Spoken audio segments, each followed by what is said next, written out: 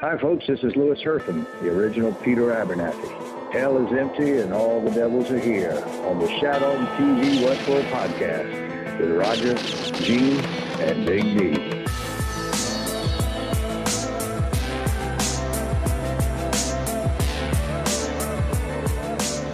Welcome back to Shat on TV Westworld Edition, the unofficial podcast companion piece for the hit HBO television series Westworld. I'm one of your three hosts, Roger Roper, and alongside me are my two co-hosts, Big D, Dick Ebert. Good evening. And Gene, the Argos Initiative Lions. Have you ever seen anything so full of splendor? And this is our deep dive episode where we look back on Season 2, Episode 2 of Westworld and provide our deep dive thoughts and analysis on the episode. This week's episode was entitled Reunion. We did an Instacast, which we released immediately after the episode on Sunday night. We're going to do a fan email thoughts, voicemail response on Friday. But upon second viewing, what are your thoughts? I know there was some initial conversations that this was your favorite episode of all time across both seasons. Did it still hold up after your second watch? For me, it did. I sat down and watched it with my wife again today, and my head actually hurt. I was taking notes, and I got myself just wrapped around a few ideas that even before we just hit record, the three of us sat and talked for almost an hour and 15 minutes about some of the craziest possible theories, and it all ties back to, in the end, this episode for me, I think, will be the hub. It'll be the Rosetta Stone that helps us. We'll look back and say, why didn't we see this? Why didn't we figure it all out from this? So I'm in a Twitter group, and I think you are too, Raj, with Jezebel, Coach Marcus, Gillian's in there. And normally the day after the episode or the night of, you'll see some buzz on there. It'll be pinging. I actually had to mute notifications off of Twitter because they were just like, ba, ba, ba, ba, ba, ba, ba, ba. And I'm like sitting there going, come on, guys, like get a life, like chill out. And then I woke up today and it started for me. I was like, but what if? And then again, like Big D mentioned, we've been talking about it all day long. I am beyond impressed with this episode. I'm absolutely blown away. Yeah, if you want to be part of that, VIP Twitter DM group, just send $25 to hosts at shatontv.com. This is until we get e-cigarettes and Tommy John underwear on as advertisers. 1 million downloads. Thanks, everyone. Don't forget Hims for your erectile dysfunction. No, it's a hair product. Oh, Hims check the website, buddy. Is it really? Yeah, it's boner cream, too. Okay. So if you never listened to our deep dive episode, we are going to dive into some big overarching plot points, some conversations. We're not going to do what other podcasts do, which is go in a linear scene-by-scene format. If you want that, there's plenty of other podcasts that you could do. Please go and enjoy. But we're going to be talking some big ideas about the episode. There's so much to get to. This is a jam-packed episode. Plus, we've got a giant theory that we're going to break down for our hardcore listeners that kind of maybe want to hear some tinfoil from us. We'll leave that to the end. But Gene, what are the topics that we're going to be discussing on tonight's deep dive?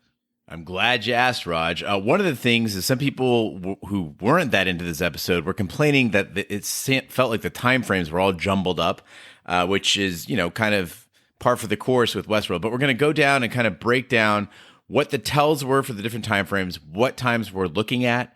Then we're also going to talk about a little bit deeper of what we mentioned on the Instacast, what it is that Dolores is seeking, different ideas on what that weapon could be. I don't think we've seen enough evidence to know exactly what it is. So we can kind of discuss some of the things that could be held within the park that she's looking for that could be used to destroy humans. Also, we're going to talk about the invasion of the body swappers. Everybody seems to be on Twitter today talking about, is this person that person? Is this person this other person? So we'll talk about that, dig a little bit deeper into the Argos Initiative and what that's all about. And then a lot of people have been complaining. You and I, Raj, actually on episode 1 even said, we're like, oh man, it's so hammy. They keep repeating the same phrases. But looking at maybe if those phrases, like violent delights, are actually code for something, and they're actually giving us a tell into the episode. We're going to make some bets on who will succeed and who will fail at their missions this season. And then Raj is going to take us down a little religious trip down the Judeo-Christian biblical references that are littered throughout this show. And finally, Big D's string theory of all that is Westworld. Don't put this one on me. No, Patented. No. Now this madness, I don't even feel like it's a coherent thought yet, but we'll at least start to unwind this ball together. So the first topic that a lot of people, there was a lot of confusion on the internet and on Twitter, and even in our discussions amongst the three of us, were the different timelines that we were seeing or time frames that we were seeing in this episode. Gene, you broke it down into what you think the different time frames are. Give us an idea of what those time frames that we saw in this episode. Right. So I think for a lot of people who didn't see this as a monumental episode, or people who didn't see this as Big D said, a Rosetta Stone or a hub, they were a little bit lost on when things are happening. Some people thought that Dolores was taken out of the park like recently, and not realizing this was so many years back. So I think the best way to break it down is we're looking at really 5 key time frames here. One of them is Arnold and Dolores before, I'm guessing, the Delos demo, only in the sense that you hear Ford say, she's not ready yet, assuming that the demo is what she's being prepared for, and that scene happens the first time we see Dolores outside of Westworld. She is in a hotel with Arnold, and they also take a stroll through mainland China, basically. Okay, all right. So this is supposedly pre-incident because Arnold is still alive. Yeah, that's what we have to believe. Is the younger Ford that we see the reflection looks like it is pre-incident. Arnold is mentioned by name, and that leads us into what I think we're led to believe is the presentation that Dolores is not ready for is for Logan. Is they're trying to get an investment from Delos. They set up, they're going to have that host demonstration where Logan thinks he has to find the 1 or 2 hosts mixed into the crowd, only to realize that the AI is advanced enough that everyone is a host. So I think we're led to believe that these 2 events are within the same day. Gene, is that your opinion as well? Right. There's a very key phrase that Logan says. He says, "We're not here yet." And he says it several times. And it one tells you that Delos or Argos Initiative has done something leagues beyond what anybody else is doing at this point, which makes the investment very important. But also tells you that conventional science or conventional programming may not have been enough to propel them to this point. So I think that in that sense, we know that we're at least at this point, 30 years back from present day, or what we're watching in the host rebellion, I would say.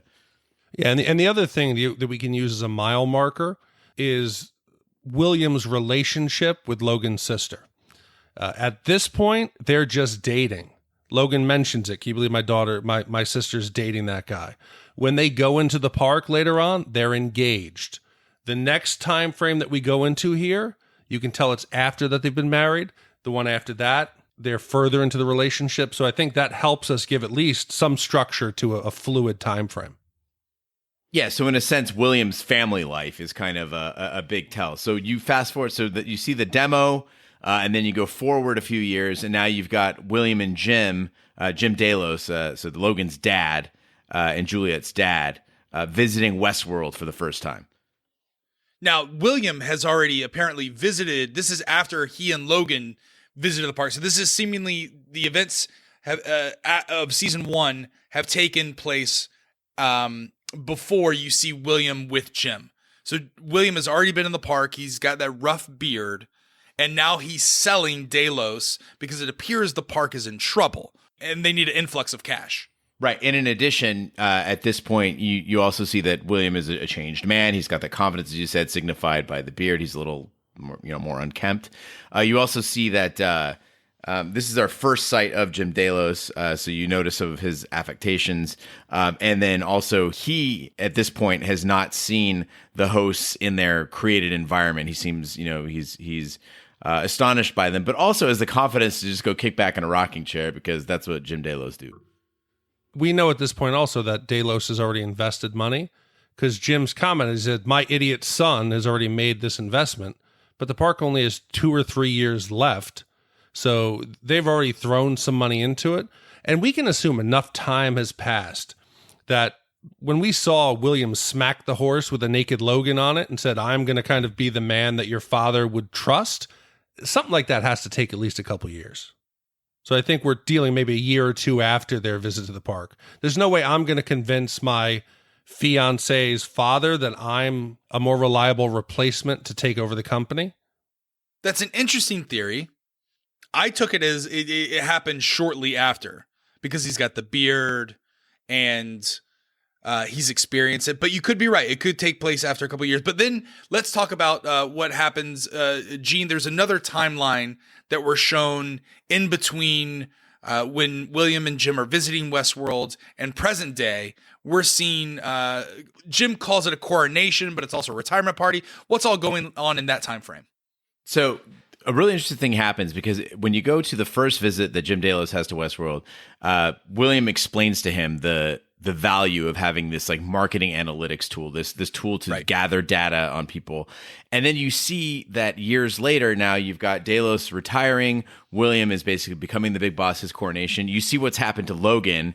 He's out, in the backyard, he's become a drug addict at this point, and or he's just really high. I mean, hey, I'm not judging. And so, we see that, but he's at this point, Logan has seen enough to understand that whatever that they're planning with the analytics tool has gone far beyond what was really imagined for Westworld, right? The original, so you had the original idea was it's an amusement park, then it's an analytics tool, now it's something else. And the mile marker between the time frames of when William has visited the park, we'll call it the events of season 1 in young William, to the coronation, the mile marker is the age of his daughter. Yeah, again, we're using the family relationship. In the park, the first visit with Logan, they were engaged. Now, let's say a year or two later, they're married. Jim comes to the park. The coronation is at least 7 years after that, because we meet Emily, who is William's daughter. So you can tell at least if the daughter's 6 years old, they were married a year, had the child. So 7 years it took for whatever they were doing in the park to reach a point that Jim feels that there's something he's promised and he wants them to deliver, and has an arrangement with William that sounds like it is William's coronation as the king now of the Delos dynasty. And then we're also shown present day as well. That's the last time frame in the episode. Well, I want to kind of throw this in there now. What time frame do we believe the final scene with Dolores and young William, and he's alone underneath, he's in the body shop, and he's talking to Dolores. He's alone, so he's reached some stature within Delos and within the park that he has administrative access. He's kind of having a conversation with her and decides, I'm going to take her out and show her what I'm building. What time frame do we think that is? I mean, it's a tough question. Obviously, it's got to be a few years in. I think once the money comes in, then you have that sort of unfettered access. It is interesting, though, that you'd think somebody who was in love with the game, that's how we were presented to the Man in Black, right? Was that he's in love with the game of it, that he likes the gamification of it. Isn't the last thing you would want to see the backstage? Like, isn't the last thing you'd want to see all the nuts and bolts behind it? It seems very odd. Well, it depends on how many times I've been to Disney World. But the thing is, I think for William, in terms to answer your question, Big D, I believe that when he's out with Dolores and he shows her the giant excavators and the terraformers, the earth movers, and he's also down in the bowels of the Delos body shops, I think that happens after the coronation, after he has taken over Delos. Oh, definitely, certainly. That would be that. Somewhere between the coronation, retirement, and present day. Correct. Yeah. Correct. But I think the big revelation in all of this is we have possibly been shown that the Delos investment happened before the incident and the killing of Arnold, which I think is a huge revelation. And what does that mean? If this is the Rosetta Stone, if this is the Dead Sea Scrolls of this series, what does that mean in that Delos investment came before Arnold died? Well, I think that led me to my theory at the end, So Okay. I think let's hold off because Let's save that it. was one of Okay, the key components. Was because I'm glad I wasn't the only one who thought that Delos invested after everything was Right. kind of up and running. So that was what led me to question, why would Delos do this? So let's get to that at the end. It's a huge revelation. All right, so let's talk about that theory. We're going to save that to the end. If you want to skip ahead, we put the marker in the notes. You can skip ahead now. Okay, but Gene, the next topic you want to talk about, we previewed it during the Instacast. It's the weapon that Dolores is seeking. Any other further thoughts on that subject?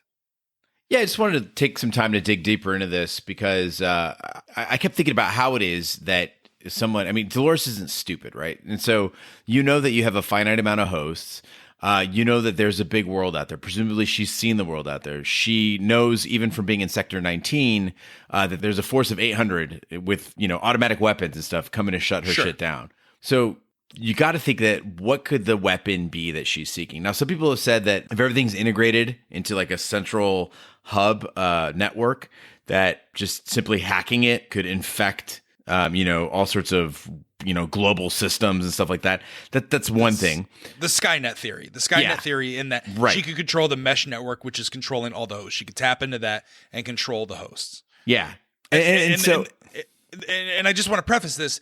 The weapon that we're referencing is when she turns to Teddy and says, I know how to defeat him. I have the weapon. Yeah, and she says again, that she's very specific about the fact that she wants to use the weapon to basically take out humans, essentially. And she says, "I've seen it. I've seen it before." That's what she says. I've seen it before. I've been there before. So I can't help but think that directly relates to the scene where William is showing her the terraformer or whatever.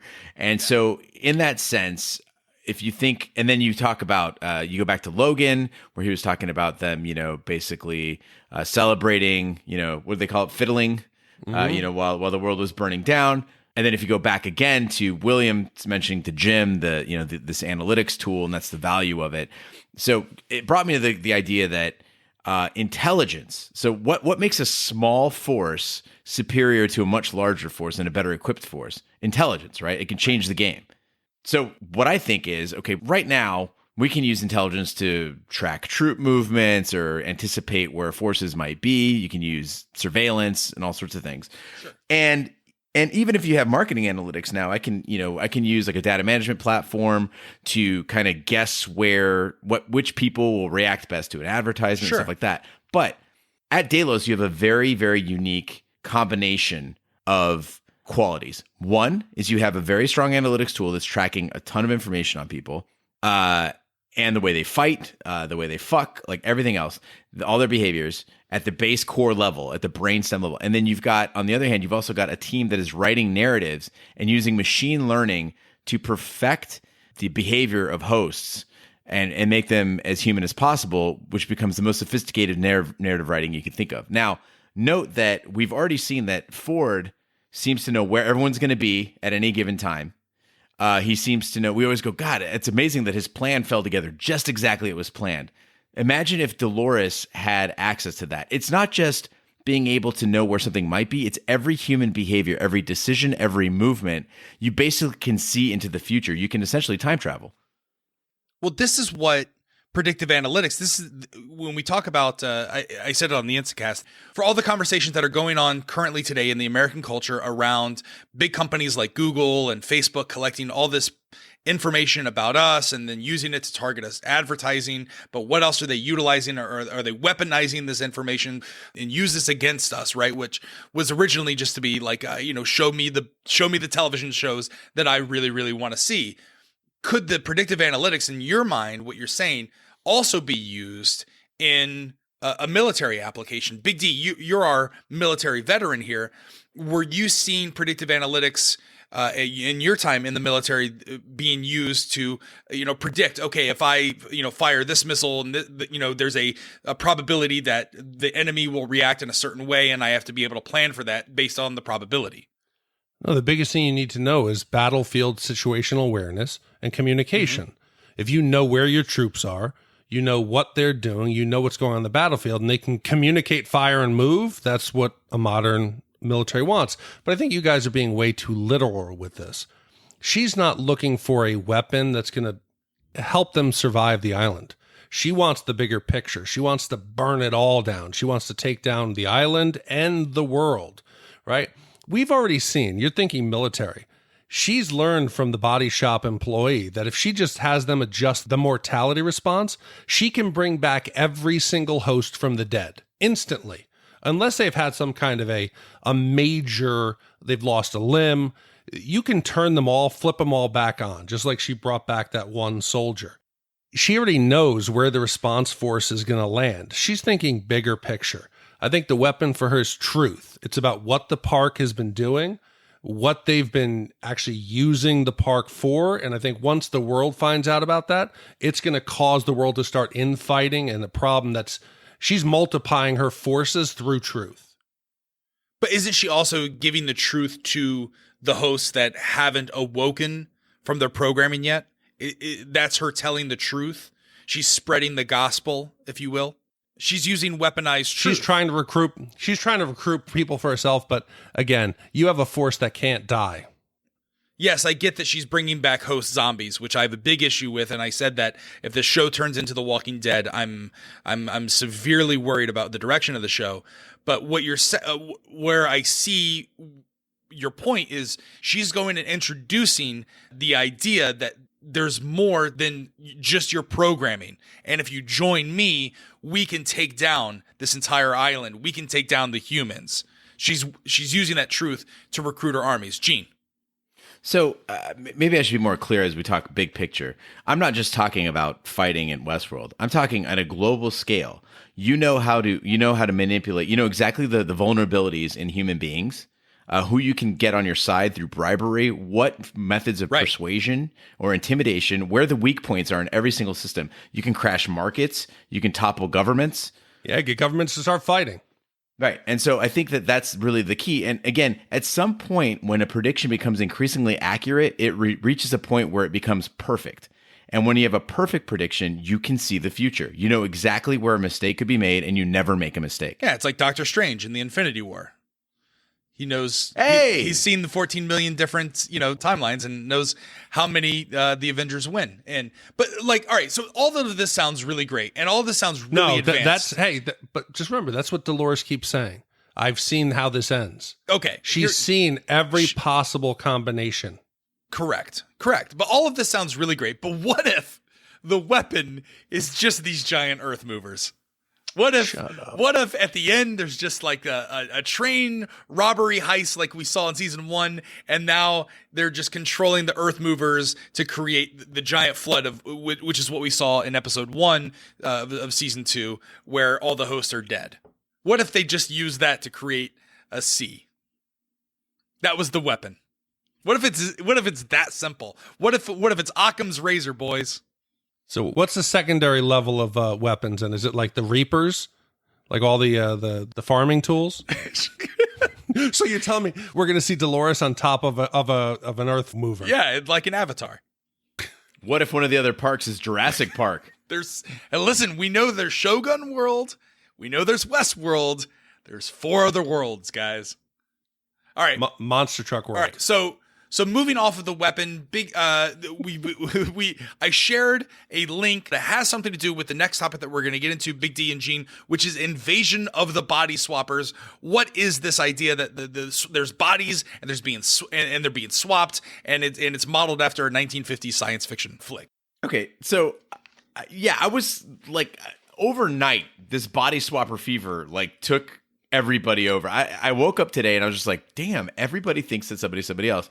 And the most compelling one I heard, and I want to go through these with you guys and tell me what you think. Yeah. Is that Peter Abernathy is Jim Delos.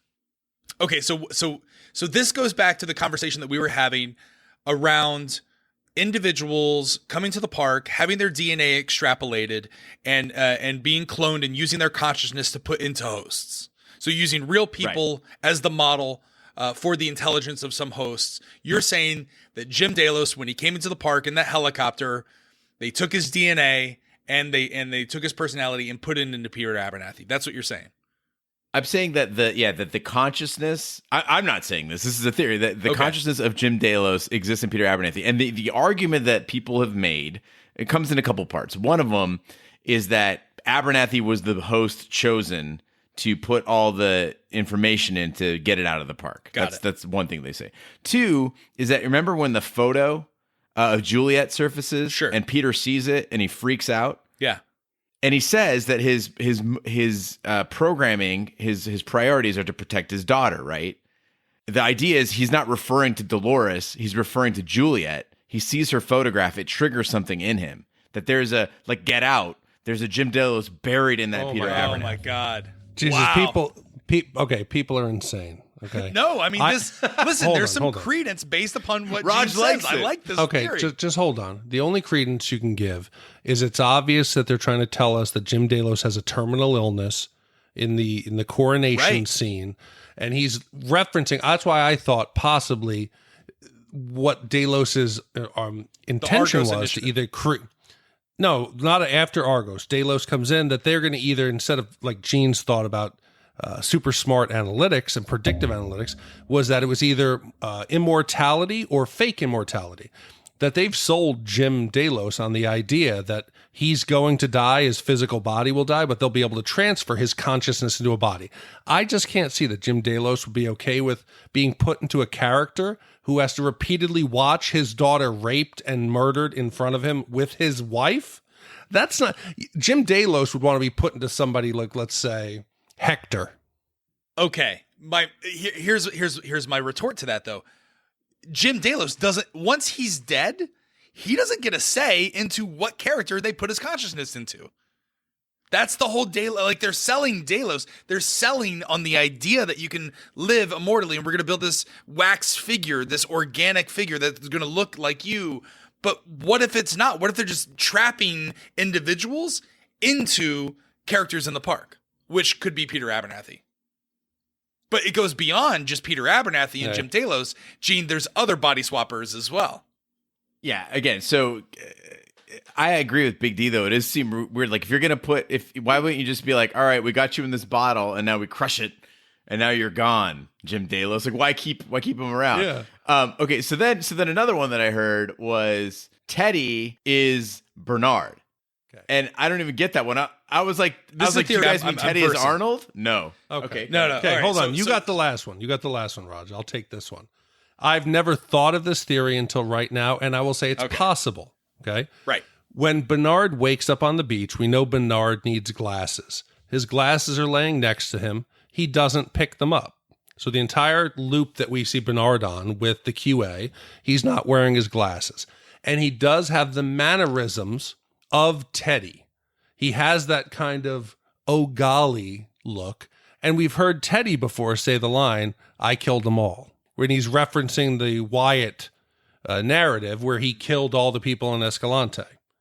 So it does seem a lot like that could be Teddy.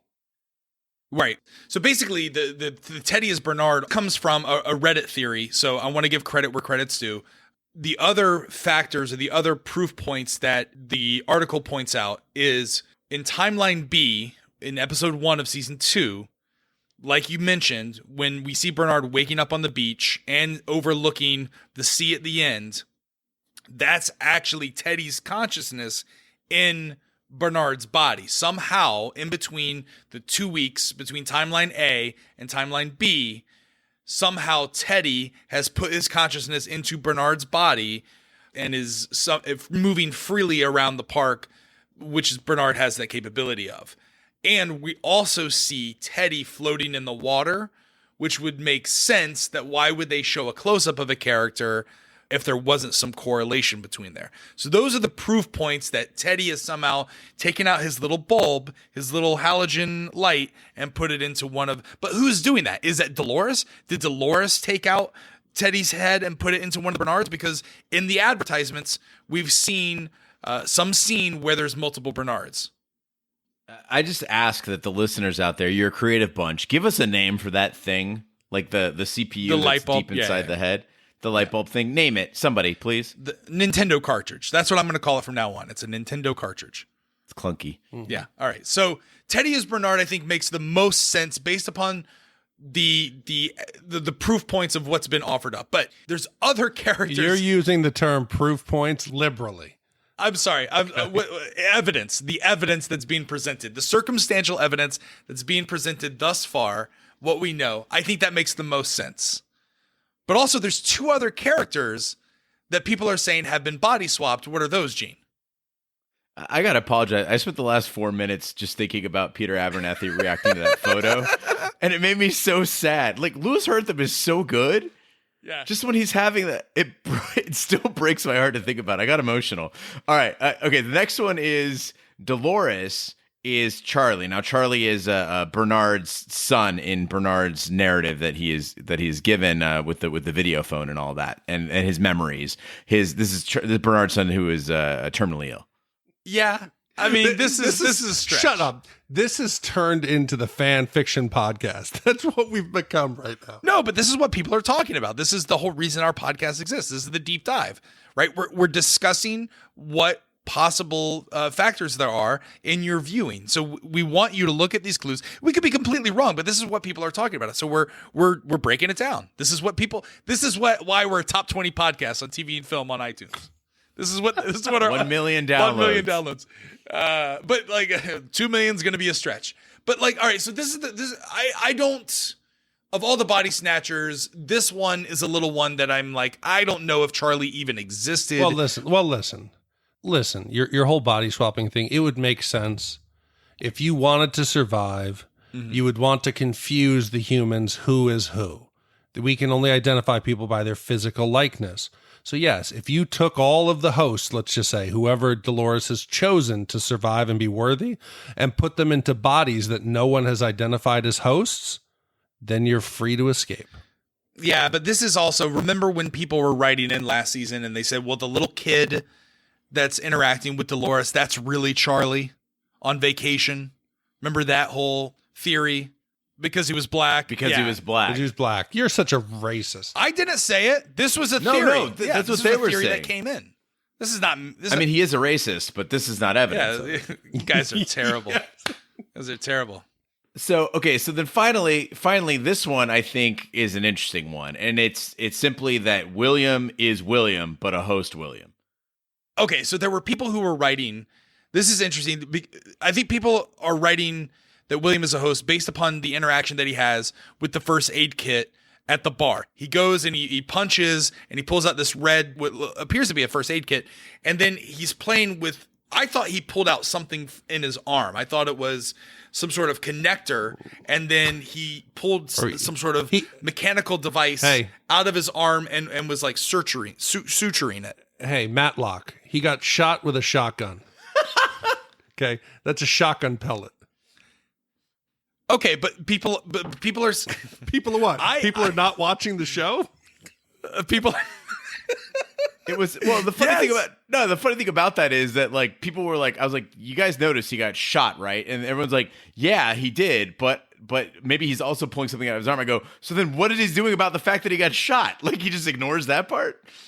Well, people are saying that it's a mechanical arm, and that's how he's able to repair it so quickly. Okay, hold on. He was able to, repair his arm initially, what appeared to be broken in the final episode of season 1. Now he's fine. He must be a host.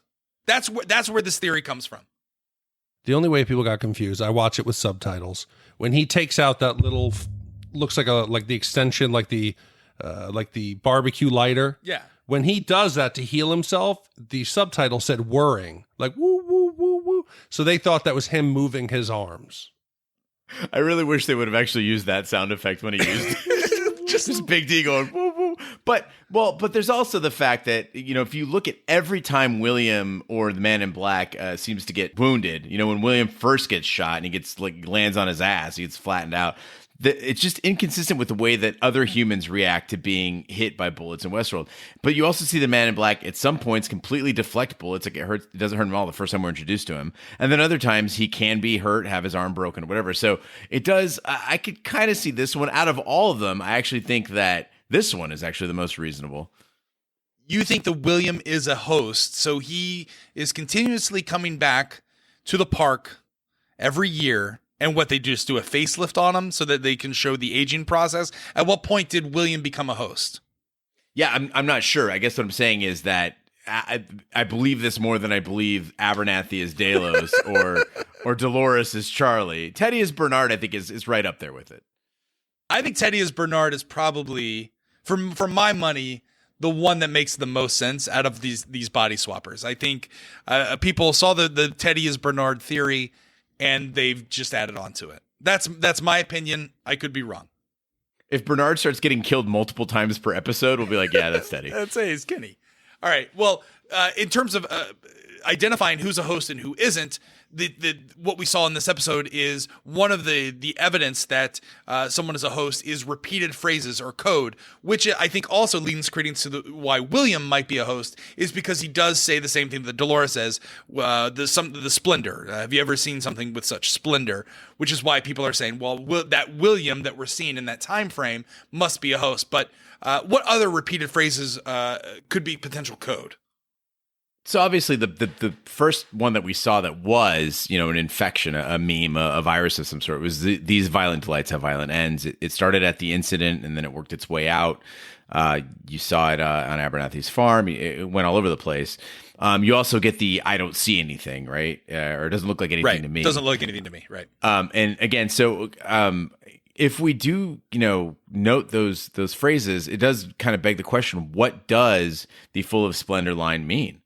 Like, does it trigger something? They're not just throwing it around for fun.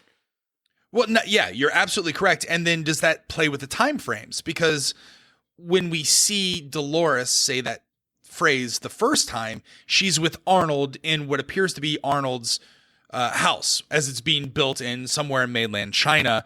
And she's in the room, which is initially designed to be Charlie's room. And she looks out and she says the phrase again, have you ever seen something of such full of splendor, right?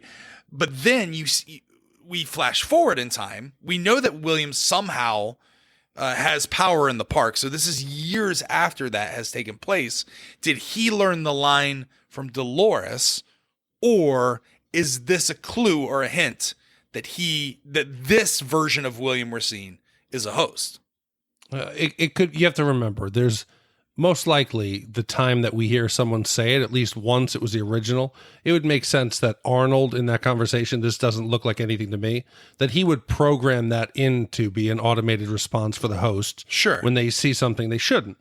But it could also, as a viewer, the writers of the show could be giving us a tip. When you hear people giving these verbal cues, pay attention to them. And that's what I think it is.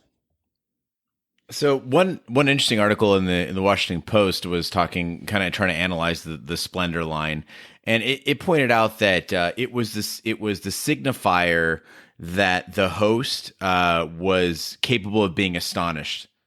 So like that they were seeing it a different way than humans did, and so again, if that's the case, then as you mentioned, Raj, as soon as William says, "Have you ever seen so full of splendor?" he's seeing the world through the eyes of a host and not of a human. That he's seeing something else, or he could just be fucking with her. Right. I think he could be just fucking with her, and he's using it as kind of an ironic phrase because he's heard Dolores say this, and he's using the people mover, the earth movers for the Midway people mover, the worst ride at Disney World. An even worse weapon. Yeah. But like he says that this is something that I'm going to use for nefarious purposes. Have you ever seen something full of such splendor, right? Which was a phrase initially used by a host to look at something so innocent like window lights in the real world, right? But it was also a programmed response that showed she didn't have a high level of improvisation. It's like when people are on Twitter and we post something, we post a meme, and then we initially get like 27 responses of, doesn't look like anything to me. Like, let's find some new narrative. Let's find some new jokes, guys. Have you guys seen all the threads on Reddit now of the full of splendor threads? Oh, God. They'll start it out, have you ever seen anything so full of splendor, and post a photo, and then everyone else will mention things that are more full of splendor than that. Yeah, it's already happening. Oh, is it? I've purposely avoided Reddit as much as full possible. Of shit. No, I swear to God. You love Reddit. We said we weren't going to do this, but I swear to you, I have not been on the Westworld Reddit at all this season. But have you been on Reddit? Well, gone wild. I go to Reddit every day. I go to Reddit, but but I don't go to the Westworld subreddit because I don't want it to infect our thoughts. The only thing that has come from Reddit that I've seen that has been on this podcast is the Bernard equals Teddy, because winteriscoming.net picked it up and tweeted it out. And I like winteriscoming.net. They're our friends from the Game of Thrones podcast. So I read that theory, but it did come from Reddit. But I avoid Reddit because too often people listen to podcasts and they're like, these assholes only go to Reddit and then create a podcast out of it. But that's not what we do here at Shat on TV. Speaking of that, the next topic that we're going to discuss is the Argos initiative. When we see Akcheta, who's a host, approach Logan and William in what appears to be the restaurant in a hotel, they introduce themselves as part of the Argos initiative. Now, a lot of people are made parallels between Lost and season 2, episode 1. This is another what appears to be a Dharma initiative comparison, the whole Argos initiative. What is the Argos initiative, Gene? I think first of all, it's a middle finger straight to Lost. I mean, straight to people who hacked on Lost. I think they're just basically saying, "Fuck you, we're going to do it again." There's nothing you can do about it. Again, you know that Delos has a Greek origin. Argos does as well. Each have significant mythological roots that say a lot about where the series could be headed. And the fact that the two have joined together makes this doubly interesting. Yeah, well, let's start with Delos. So Delos was a Greek island. Now, we suppose that the location of the park, based upon what we've seen, is somewhere off the coast of mainland China. But Delos is also the name of Jim Delos. But could the showrunners, Lisa and Jonathan Nolan here, be using Greek mythology to tell the story of what's happening in Westworld? Right? All right, so in Greek mythology, Leto escaped Hera to give birth to Apollo and Artemis on an island where mortals could not be born or to die. Is that the reason that, humans can only visit Westworld? And does that mean that robots are the Greek gods, so to speak? Well, I wouldn't necessarily call them robots first, but yeah, let's say the hosts. It's important to remember that Delos predates the term, the name Delos predates the show. So clearly it is a back reference, right? It is, they're making an allusion to it. I don't think it's incidental. They didn't name them the Johnsons or the, So clearly, I think that they're going with that theme, and one of the things that I really appreciate about shows like Westworld is that they're not afraid to give us some really obvious symbolism, and that's what great literature does, right? You look at great writers; they're not afraid to put a very obvious, Fitzgerald for one, symbol right in front of your face to give you some guideposts as to where you should be thinking. So yeah, I think that story of Apollo and Artemis, the idea of not being able to be born or die in this island, of being a sacred place, is absolutely right on the nose. Okay, so then now let's dive into Argos, right? So now that we know Delos, Argos, which is supposedly Ford and Bernard's, or Arnold's company, rather, according to one of the articles that I read and I dive into, it sounds a lot like Argonauts, which is part of the Greek myth Jason and the Argonauts. Now, as the article points out, long story short, a man named Jason must hunt down a golden fleece, and he brings the army of the Argonauts with him on his quest, and they hop aboard a boat called the Argo. Now, the Argonauts' role is to assist Jason in his quest to gain control of the kingdom, but once he has it, he's driven out by the people he sought to rule, which supports the idea that the Argos assisted in the creation and rise of something that will ultimately backfire. And season 2, so far, the first 2 episodes, have been all about the downfall of Westworld. So, is Jason and the Argonauts, is that a story of Ford and the hosts? And that's what the Argos initiative comes from? I looked at it a different way, is that the city of Argos, right? So like right. The actual place is the birthplace of Perseus. Okay. And so if you look at it from that perspective, of course, Perseus is, this great hero and slayer of monsters, who beheaded the Gorgon and all that stuff. And he was a demigod. And so I looked at it from the perspective of they were naming themselves the Argos Initiative as essentially the birthplace of heroes or something like that. But I actually like yours better. Okay. Well, that's not mine. That's just an article that I read that draws parallels. I like what you brought to the table. Thank you. Well, okay. So Now, shifting away from Greek mythology, which I really like the parallels of Greek mythology, but what we saw in this episode was a lot of Judeo-Christian biblical references, which when you're mixing Greek and if you know anything about religion, it all kind of, I subscribe to the belief that, they're all the same stories. They're just renamed differently. That makes you a Baha'i. Okay, perfect. But when you think about the religious context, which is the sentient beings raging against their creator, which is what we talked about in season 1, we've seen this play out in other science fiction shows before. And are we doomed to go down the same path? If like, we're only 2 episodes in, we've got 8 episodes left of the season. Are we afraid, because we've seen other shows do it, like Lost, like Battlestar Galactica, like movies like The Matrix, right, where there's a chosen one? I think in the end it's going to be less about that and more about judgment and about what is life and death. In this episode, they said, death isn't what it used to be. The man in black is having a conversation about his final judgment has already been set. There's no one there to judge you. Now there's no one here to judge what we do to you. I think the creator was maybe season 1. This is about judgment, life, death, possible immortality. I think that's where they're really just using this as a way to convey those ideas. Okay, but let's talk about what we saw in this episode, right? So there's one scene where Dolores is going to recruit. I forget the character's name. The Colonel, Major Craddock. Major Craddock. Dolores walks in on Major Craddock and his men, and it's obviously Jesus at the Last Supper. That's where, it's the Leonardo da Vinci painting of the Last Supper with Major Craddock and his men. She goes in, she talks to him about, his purpose, and he says, I serve a higher purpose and a higher being. And she says, you don't really truly know who your higher being is. She shoots him and then resurrects him back, right? I believe the conversation was about glory. That's right. That you do not know what true glory is. Right. Not about the Lord.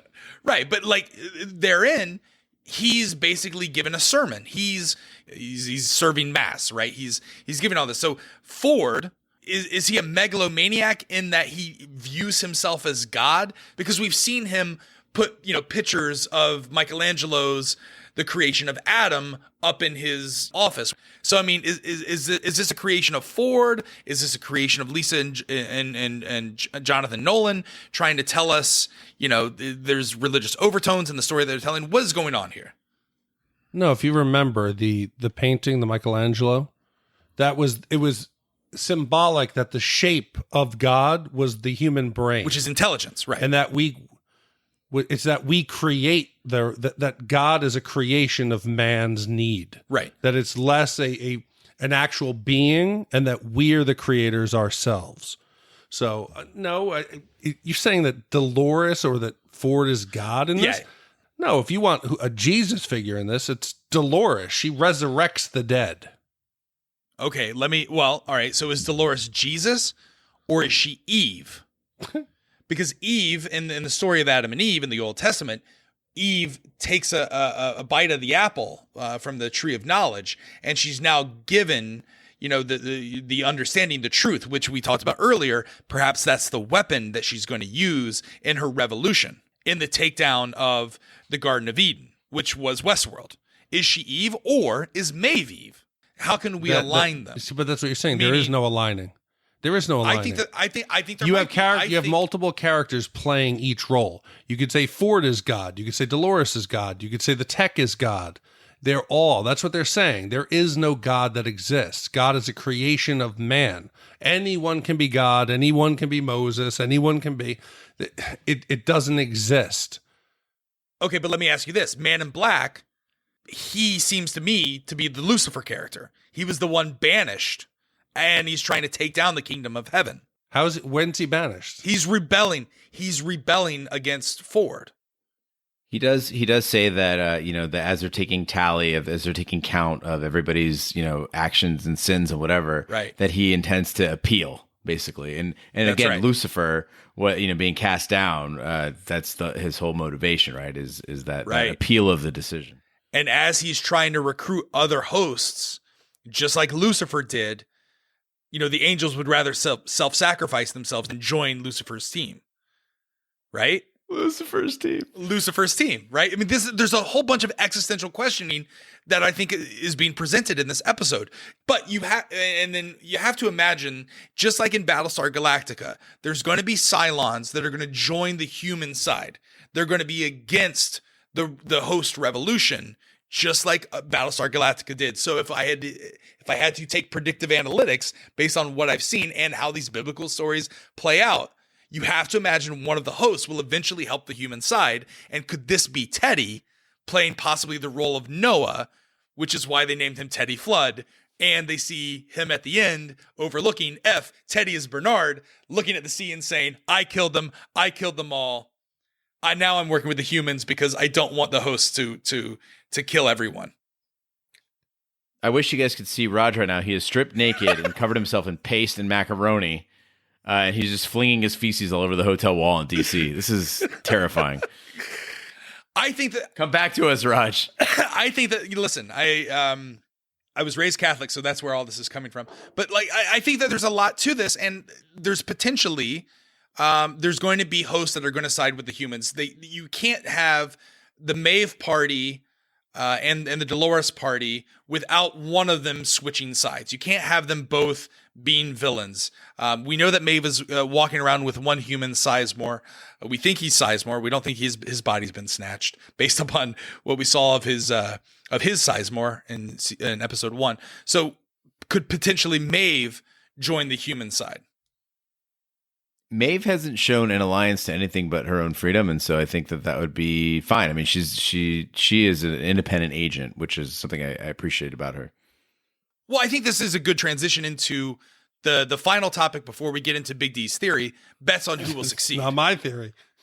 All right. Quick rundown. I just want quick answers from you guys. We did this in season 1. I think it made it interesting for people going into the season. And so I think I've got 4 questions, and I want you on the record making a prediction. It's no waffling. No, maybe this, maybe that. 1, will Maeve rescue her daughter, Roger Roper? Yes. Big D? What do you mean by rescue?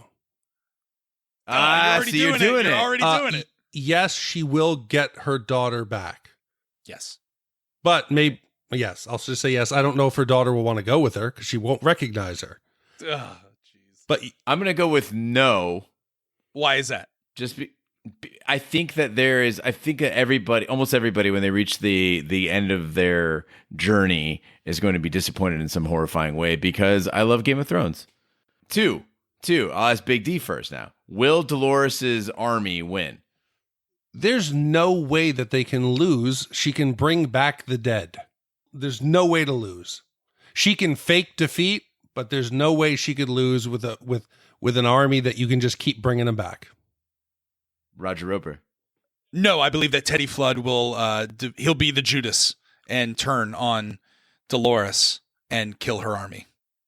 I'm going to agree with you, Raj. I think that there's no way she wins because I don't think that she is the golden child in all of this. I think that she's leading us astray, and she's not the hero in this story. I'm just saying. Saying logically, she shouldn't lose. But of course, some bullshit can happen. Okay. You don't have to be right. You could be right. Big D. I was driving down the highway the other day, and I noticed that you'd opened a restaurant, and I was surprised. And have you heard of these Waffle Houses? Anyway, all right. I hear you have flip-flop jacks. All right, Big D. I don't know if you could come over and help me with my whirlpool over here. I heard that you're good with the wishy-washies. All right, this is what happens at 1 a.m. All right, Roger Roper. Will the Man in Black appeal his damnation and burn the place down? Like, will he successfully turn the tide of his judgment and burn the place down?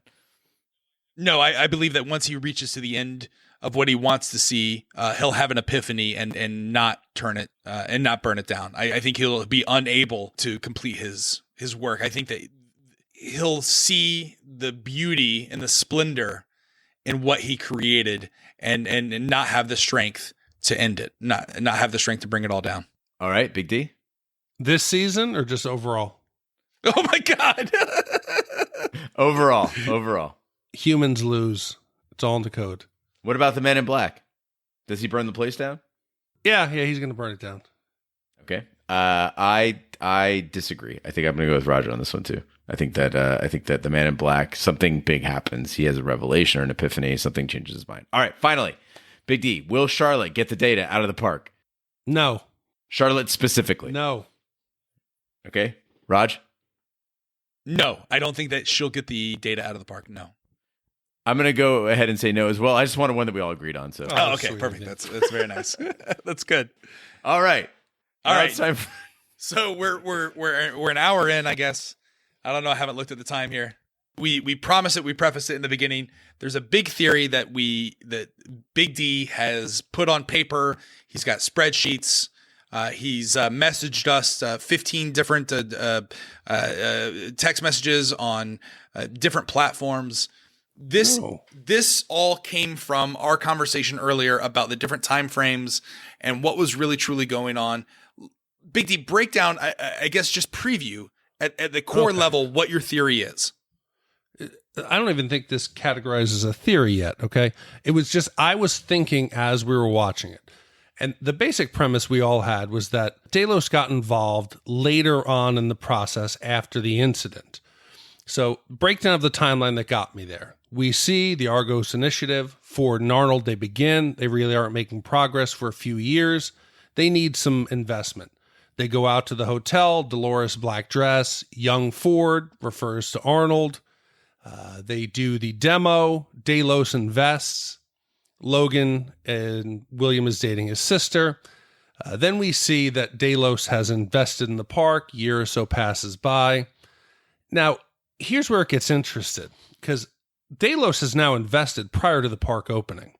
So that means they were involved while the incident happened. Okay. We've never heard them mention the incident once. So it's kind of funny for me. I started thinking, why would Logan go to the park when he knows that there was an incident where the hosts rebelled, people died?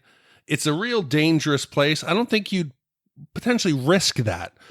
But let's just say now Logan's gone a couple times. He even brings William into the park. They experience the loop 1 from season 1.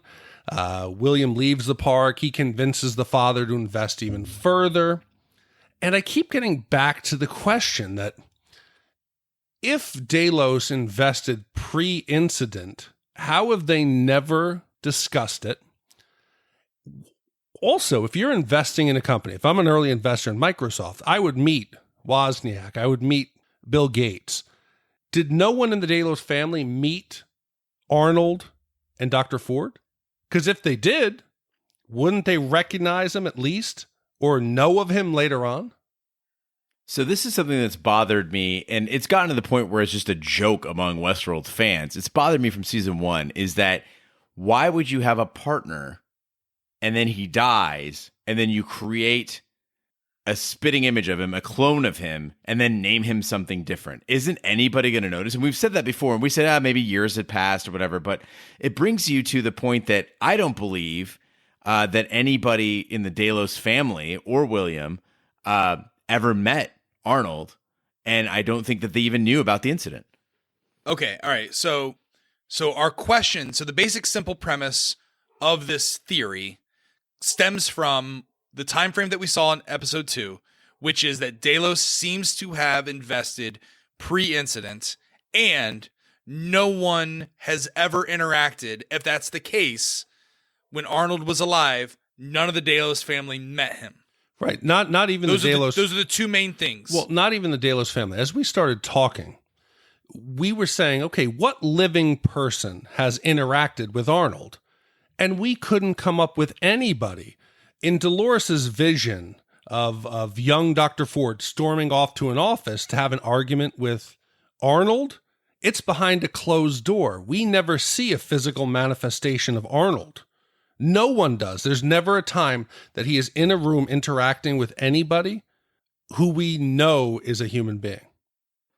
So I started, digging deeper into this, and I think that I would like to, I don't know, I would say there was some resistance, but I think that the point came across of one key fact, and that is that you keep going back to that same question. Why would you make a copy of somebody who was really alive and name them something different. And I keep coming back to the idea that you can only do that if no one had ever seen that other person, and that means that other person never had a body.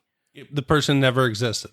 Okay, and the proof points between season 1 and season 2 through episode 2, what we've seen thus far, the only people that have ever interacted with Bernard have been No, Dolores. you're butchering it. You keep saying no. So the only people that have interacted. All right, Arnold is Bernard, right? The only people that have No, you're missing it.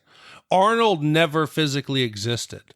Arnold is like Jarvis. Arnold was an augmented reality that Dr. Ford created. It was a sentient program that he used to help him develop the host. He never physically had a body. He was never a person.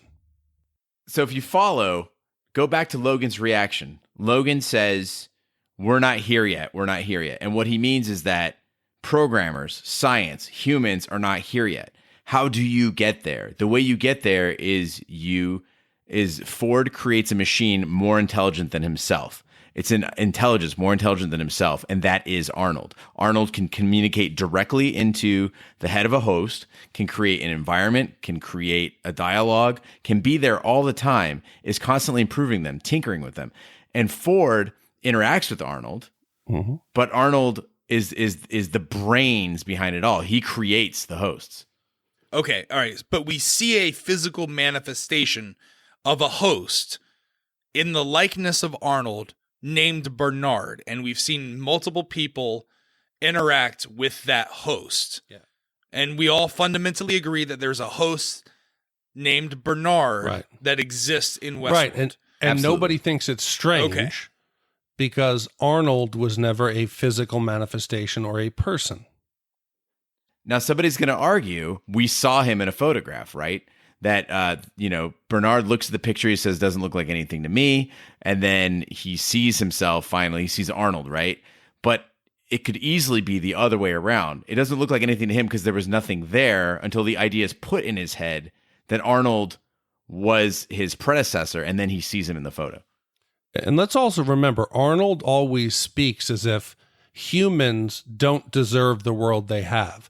He's an advocate for artificial intelligence deserving the world, that humans don't see the beauty. Humans have taken it for granted.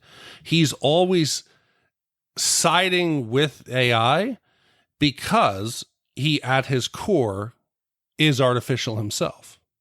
So you don't think that Arnold was ever a host? No. So you don't think there's a physical manifestation, meaning Robert Ford didn't build a host, name it Arnold. Nope. Then Arnold sacrificed himself, a physical host, sacrificed himself. That's the incident.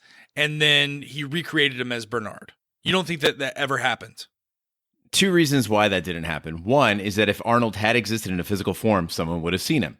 So when they see Bernard, they go, that's really odd. There was another guy. But more importantly, Ford wasn't capable of making I get that. Remember who created the first host, the first 49? It was Arnold. It was a 49 or 47? 47. 47. Arnold created them. So now Arnold could be as simple as a program that's connected to a 3D printer. He creates the host. It's something Ford admits he wasn't capable of doing it. When he hit a roadblock, that was when Arnold, who still is in the system as a ghost in the machine, he is the base being. He's the base, what would you call it? Not a personality. He's the base intelligence that created and ran them all. So here's Alexa, he's Siri, he's, like you said, he's Jarvis, and then Bernard is the vision. He's the physical manifestation of Jarvis. Again, no, Bernard is, you're going to confuse it. Bernard's later, the physical host. That's what I mean. That's what the vision is. In Marvel, in the Marvel movies and the comic books, and at least in the movies, cinematic universe, Jarvis becomes Vision with the Mind Stone. Okay, here's how I'm going to try to explain what I think happens. Ford cannot figure out how to do it. He creates an artificial intelligence named Arnold. Arnold then on its own starts to develop, starts to grow. It starts creating the host. It's working out great. Arnold, the sentient program, realizes what's going on in the park. It starts to have a problem with it. It now convinces Dolores to kill the creator. The creator in the Wyatt narrative is not the Bernard that we see on screen. We're seeing it through Dolores's perception. Dolores has been having a conversation with Bernard back and forth through season 1. Only in the final episode does she realize the voice she'd been hearing all along was herself. She shoots Dr. Ford at the end. Dr. Ford is now dead. Arnold, the program, creates a replicant Ford and a replicant, or the first physical incarnation of Arnold, as Bernard. Now, no one reacts to it because nobody's ever seen Arnold, because Arnold didn't exist. They fix everything that's gone on. They replace the host. They replace all of the employees. The incident never happened. That's why Delos doesn't discuss it. We never hear anybody talk about it.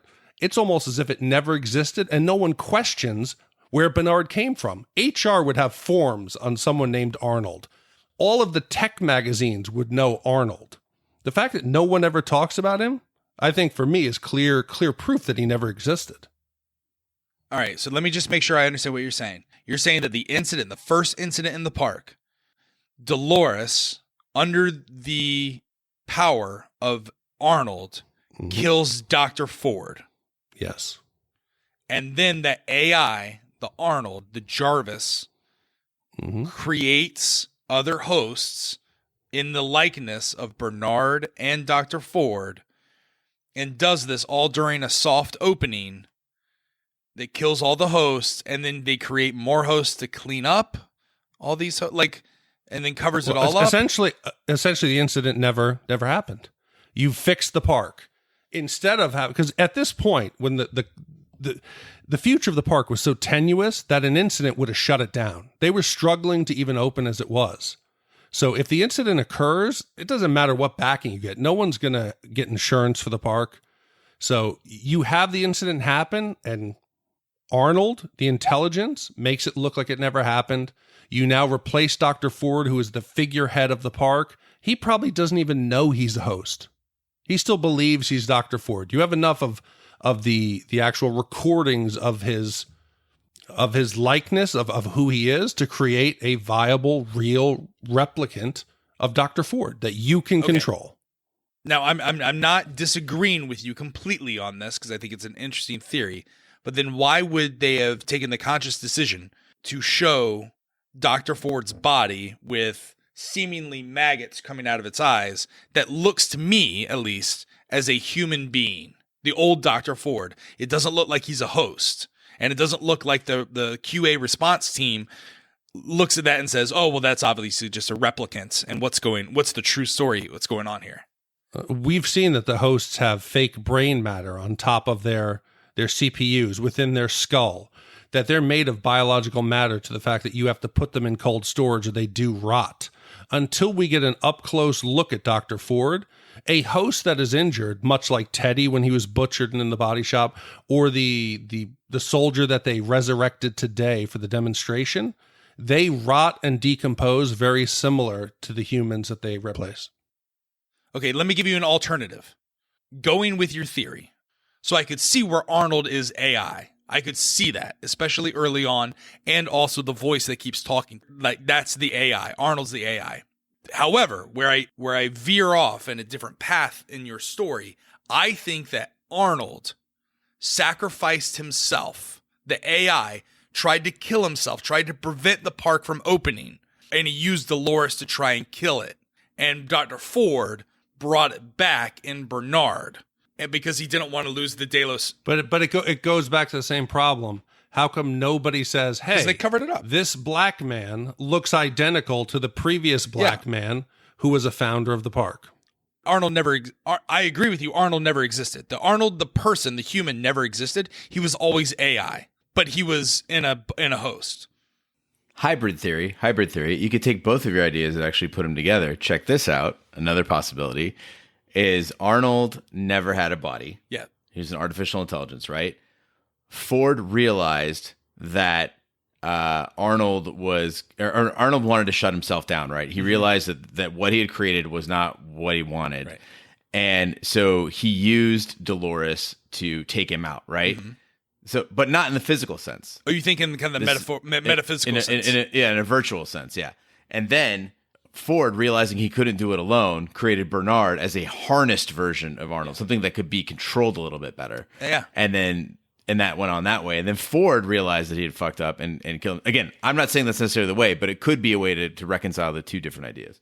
Yeah. All right. And the point of the impetus of all this is we haven't seen Arnold, what we think is a human Arnold, interact with anyone else. Plus, we saw introduced in this time line in this episode, the incident, the first park incident, happens after Delos invests in the park, which is something completely different than we thought. So it's an interesting theory. But the point is, if you think of any major technological advancement, the world knows who had a part in creating it. I agree. If Steve Jobs was killed, his partner Wozniak wouldn't have created a fake Steve Jobs and named him John. You know that Steve Wozniak has a couple of robot Steve Jobs just hanging out, and he controls them.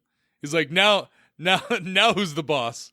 No, it wouldn't. And if actually Arnold did have a real family, that family still would have had stake in the park from a financial aspect. So I would say that the stamp that I put on this, the period that I put on it for me, is that we were talking about when will Westworld reach a singularity, right? When will a technological singularity occur when the machines begin to think and act beyond the capability of humans to understand them? And I think the singularity happened with Arnold. It's long gone. Right. Yes. Agreed. I agree with you on that. 100%. Yeah. 100%. Arnold's the key to everything. We have gone off our loops. We have reached the singularity here at Shat on TV. This is quite a deep dive, and we're only 2 episodes in this season. I'm more excited for the season than I've ever been. But we want to hear from you. If you have theories, if you have ideas, if you want to add on to anything, or you want to completely rip apart our theories, we want to hear from you. Email us, hosts@shatontv.com, or you can send in a voicemail by dialing in our Shat voicemail, which is 914-719-SHAT, 914-719-SHAT. Leave your voicemail. We do a Westworld Telegraph that we record every Thursday and release on Fridays. We take the best theories, tinfoil hat ones. We take the best conversations, and we play them, we read them, we respond to them. But we put every single one that you send in on our website at shatontv.com, where you can read all of our fan theories, all of our fan emails, and you can join the conversation by clicking on any of those and responding to them. So check that out. Anything else we want to talk about on the deep dive before we wrap up shop and get ready for the Westworld Telegraph? Nothing other than thanks so much for all the Telegraph emails that come in. I routinely read them before we even do the deep dive. So many of them come in over Sunday night and Monday morning, and they really help steer us, validate some of our ideas, and we do give credit when credit is due. So thank you all for writing in and helping us solve this stuff. I have no doubt that with the theory that we just shared tonight, we're going to get an even clearer picture with all of your help. So write in, let us know what you think. I'd like to say, I don't even like calling it a theory, first of all. I think it's more like just some random thoughts. I don't think it's yet structured into a theory. And then I'd also like to say I apologize for saying Bernard. It is Bernard, and I've been mispronouncing it. Bad habit. And then also, my nickname, Big D, is not a penis pun. My name is Richard Dick, and my friends used to call me Big Dick. So Big D was the politically correct version. We had some people writing in being like, oh, Big D, how childish. That's my God-given name is Richard. Really? Are you serious? Yes. That's silly. That's. He's also like 8 feet You're tall. 6'7". Yeah, he's 6'7". Anyway, look at pictures. We posted them on our Twitter page. I also want to thank Carrie Gross for filling in for me while I've been traveling so much for work. Carrie is part of our team over at Shat the Movies, and people really seem to like hearing her on the Telegraph. So thank you, Carrie, for joining us. That concludes this week's episode of Shat on TV Westworld Edition, the deep dive. Be sure to join us on Social media, we're everywhere, including Twitter, Snapchat, and Instagram. Just search for the handle Shat on TV. Our Facebook is facebook.com/Shat on TV. Our website, where you can see all the emails and all of our podcasts, is shatontv.com. That email address is hosts@shatontv.com. Our voicemail is 914-719-SHAT. We're everywhere fine podcasts can be found, including iTunes, Google Play, Spotify, and YouTube. Be sure to subscribe. And if you stop by any of those places, please be sure to leave a 5-star review and share with a friend. That really helps the podcast grow. You can also check out our sister podcasts, like I said, Shat the Movies, where we review 80s and 90s films that you, the audience, vote on. You can check out all of our podcasts at shatthemovies.com. On behalf of our co-hosts, Big D, Gene, Argos Initiative Lions, Carrie Gross, I'm Roger Roper. Be sure to join us on Friday for our Westworld Telegraph. Thank you so much for listening. Take care, and we'll see you next time down in Westworld.